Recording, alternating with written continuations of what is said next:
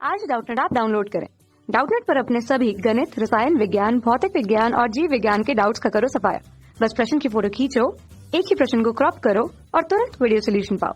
अभी डाउनलोड करें। नमस्कार दोस्तों।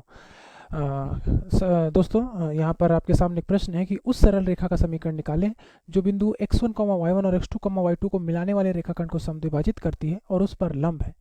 बहुत ही खूबसूरती से बनाया गया प्रश्न और वैसे आप समझ लेंगे इसको, लेकिन फिर भी हम ध्यान से देखते हैं। मानिए कि ये आपके पास एक बिंदु है जिसके निर्देशांक हैं x1, y1, ठीक है, और इसको आप a नाम दे दीजिए और एक रेखाखंड यहीं पर है b, इसके निर्देशांक है x2, y2, ठीक है।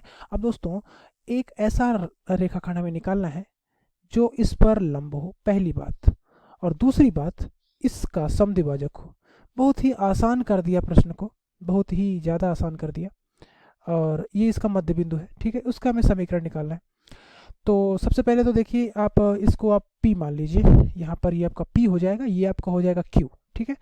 अब इसके पास जो एक बेसिक बात है, जो आधारी बात है, वो ये है कि इसमें दो चीज़ें हैं। सबसे पहला PAB का मध्य बिंदु है और दूसरा PQ AB पर लंब है, यानी कि PQ जो है वो AB पर लंब है, ये पहली बात।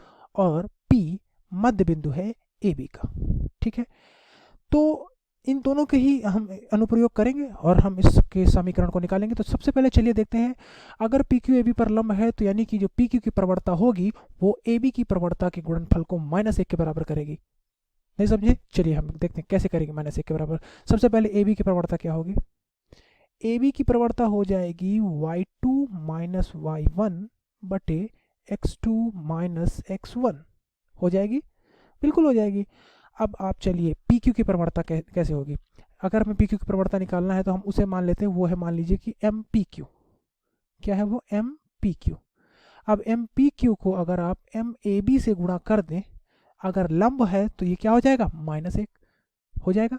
अब यहाँ से देखिए MAB को आप क्या लिख सकते हैं? यहाँ से देखिए आप MPQ बराबर हो जाएगा -1 बटे MAB बराबर -1 बटे MAB की जगह क्या लिखेंगे? y2 माइनस y1, ठीक है, बटे x2 माइनस x1, ये मिल जाएगा आपको, ठीक है। और यहाँ से आपको PQ की प्रवणता मिल जाएगी, MPQ बराबर x2 माइनस x1 बटे y2 माइनस y1, और ये ऋणात्मक चिन्ह आ जाएगा, ठीक है। यहाँ तक तो आपको समझ में आ गया, पहली बात तो ये हो गई। अब दूसरी बात देखिए, ये x और y जो है ये इसके मध्य बिंदु है, इसका मतलब आप x y का मान निकाल सकते हैं। कैसे? देखिए x क्या हो जाएगा? x बराबर हो जाएगा x1 धन x2 बटे 2, और y क्या हो जाएगा? y1 धन y2 बटे 2, ठीक है। अब यहाँ से देखिए आप x आपको मिल गया, y आपको मिल गया, यानी आपको एक ऐसा बिंदु मिल गया जिससे वो रेखा जा रही है और उसकी प्रवणता भी हमें पता चल गई, ठीक है। तो ये बिंदु हो गया, प्रवणता हो गई आपकी -x2 माइनस x1 बटे y2 माइनस y1, ये आपकी प्रवणता हो गई, ठीक है। अब चलिए हम उस रेखा का समीकरण निकाल लेते हैं जो इन बिंदुओं से दिए गए बिंदु से जाती है और जिसकी प्रवणता हमें पता है। क्या हो जाएगा? y माइनस y1 धन y2 बटे 2, ठीक है, बराबर m की जगह क्या रखेंगे? -x2 माइनस x1 बटे y2 माइनस y1 और x माइनस x1 धन x2 बटे 2 हो जाएगा। अब यहाँ से आप इसका मान देख सकते हैं दोस्तों, क्या हो जाएगा? यहाँ से देखिए ये हो जाएगा आपका 2y माइनस y1 धन y2 बराबर -x2 माइनस x1 बटे y2 माइनस y1, और यहाँ से हो जाएगा 2x माइनस x1 धन x2, ठीक है।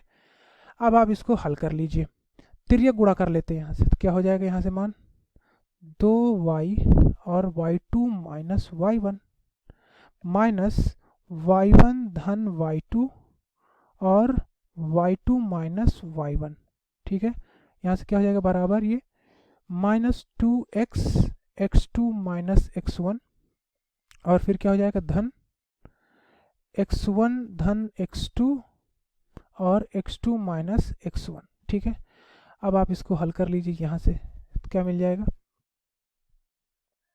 2y y2 minus y1 minus y2 square minus y1 square बराबर minus 2x x2 minus x1 धन x2 square minus x1 square.